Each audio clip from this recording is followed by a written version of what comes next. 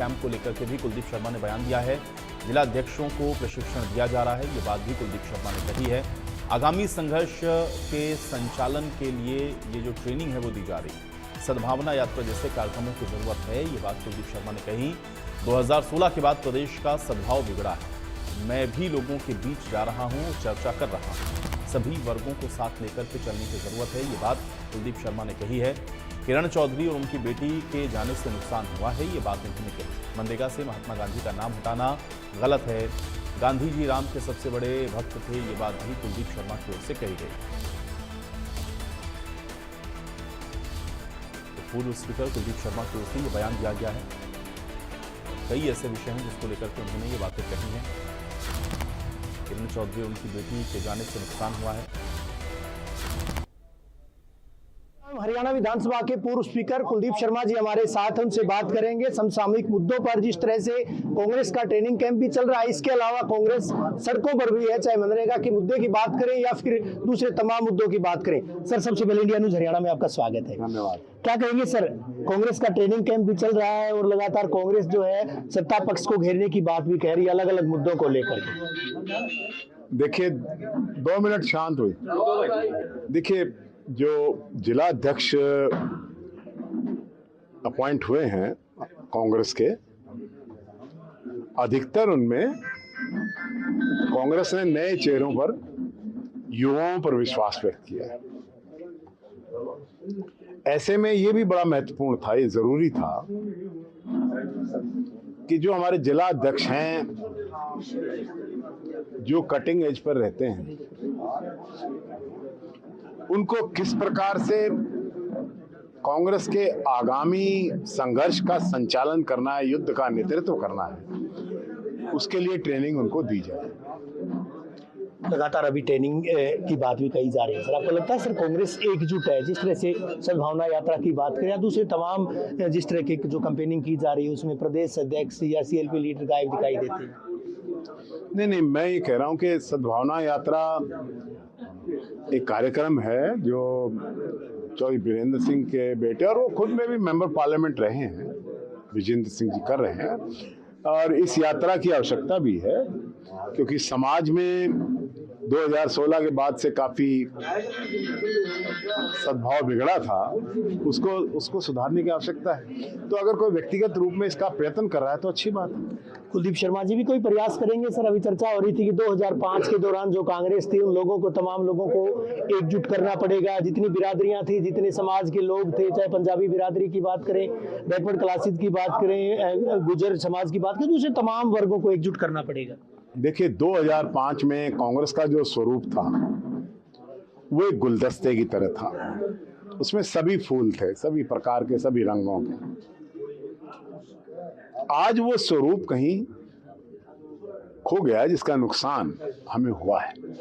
और हमें उन वर्गों को, विशेष तौर पर मैंने कहा है, पंजाबी वर्ग, Brahmin, Baniya, Gujjar, Rajput, Ahir, Ror, Saini, Kamboj, backwards, OBC, BC और शेड्यूल कास्ट, इन वर्गों को पर हमें ध्यान देकर वापस उसी तरीके से कांग्रेस में जोड़ना होगा जिस प्रकार से 2005 की में जुड़ी हुई थी कांग्रेस, और एक मजबूती से सरकार हमारी 67 के साथ बनकर आई। चौधरी बंसीलाल की लीगेसी भी कहीं न कहीं कांग्रेस से दूर हुई है। सर, आपको नहीं लगता कि उनके जाने से भी कहीं न कहीं कांग्रेस पर असर पड़ा, जैसे दूसरे वर्ग जो विमुख हुए थे?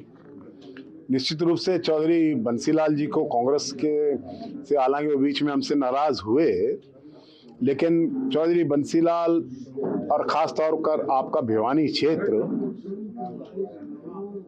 को हरियाणा और हरियाणा की कांग्रेस से अलग नहीं देखा जा सकता। वो हमारे बहुत बुजुर्ग और बहुत सीनियर लीडर रहे हैं। आज उनका समूचा परिवार कांग्रेस में था। तो मैं ये कहूं कि किरण जी के जाने से कांग्रेस को कोई नुकसान नहीं हुआ। उसका नुकसान तो आप देख रहे हैं कि हम भिवानी की सारी सीटें जीते थे पार्लियामेंट में और फिर हार गए। तो नुकसान तो अपने मजबूत साथियों के जाने से होता है।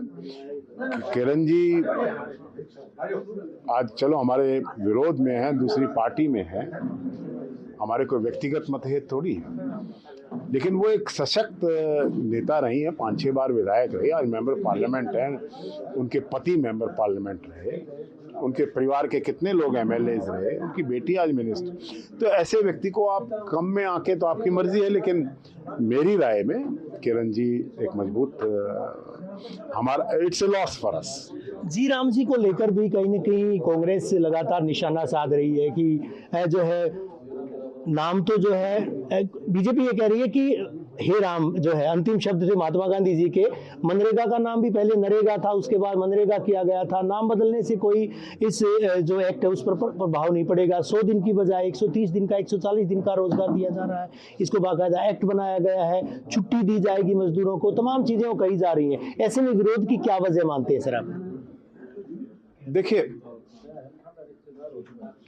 महात्मा गांधी जैसे राष्ट्रपिता का नाम एक योजना से हटा देना, उसका कोई कारण बताना था। मैं महात्मा गांधी जी को राम के सबसे बड़े भक्तों में देखता हूं, और भक्त में और भगवान में क्या फर्क होता है? तो क्यों महात्मा गांधी जी का नाम हटाया गया? इसका कोई कारण नहीं था। जो चेंजेस लाई गई हैं, क्या वो मजदूर के हक में है? ग्रामीण क्षेत्रों के अंदर जो हमारे लोगों को एम्प्लॉयमेंट, जो वर्ल्ड का सबसे बड़ा एम्प्लॉयमेंट प्रोग्राम था कांग्रेस ने दिया, रूरल प्रोग्राम था, रूरल, तो उस प्रोग्राम को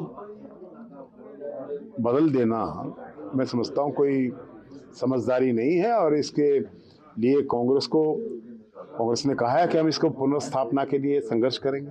आप तो विधानसभा के स्पीकर रहे हैं सर, अध्यक्ष रहे हैं। विगत अभी जो शीतकालीन सत्र में जिस तरह से जो बात सामने आई थी, अविश्वास प्रस्ताव लाया गया और उसके बाद कांग्रेस के विधायक जो नदारद थे वॉकआउट तक कर गए थे। इस विधानसभा के सत्र से पहले कांग्रेस के विधायकों की विधायक दल की मीटिंग होती है, उसमें स्ट्रेटेजी बनती है। अब उसमें ये स्ट्रेटजी बनाई गई है, क्या स्ट्रेटजी स्ट्रेटेजिक फेलियर रहा है वो तो माननीय नेता प्रतिपक्ष जाने और माननीय विधायकगण जाने। मैं उनको सुझाव दूंगा। तो अभी कांग्रेस में ऐसी संस्कृति कम होती जा रही है कि आप सुझाव को मान लें। आप वरिष्ठ नेता हैं सर, क्या किस तरह के सुझाव होने चाहिए कि कांग्रेस जो एक बार फिर से, क्योंकि आप लगातार 2005 वाली कांग्रेस का जिक्र करते आए हैं, आपके लिहाज से किस तरह के सजेशन, किस तरह के सुझाव होने चाहिए कि कांग्रेस जो है दोबारा से, क्योंकि अभी फिलहाल जो है जो स्थिति देखी गई थी, कांग्रेस सत्ता के मुहाने के बिल्कुल करीब आई थी।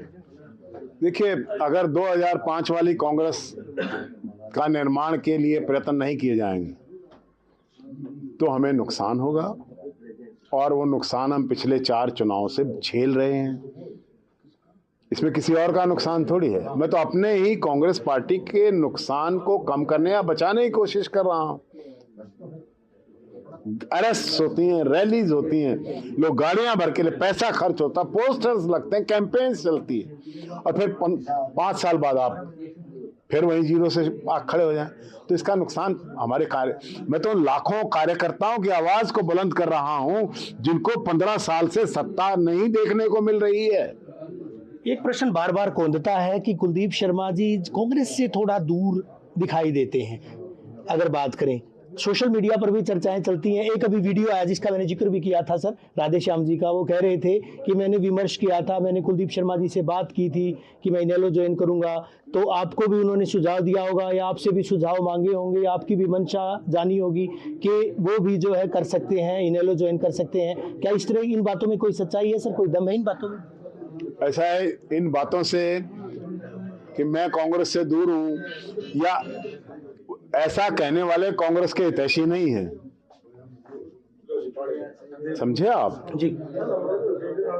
ना तो मैं कांग्रेस से दूर हूं, ना ही कोई दूर होने की मंशा है।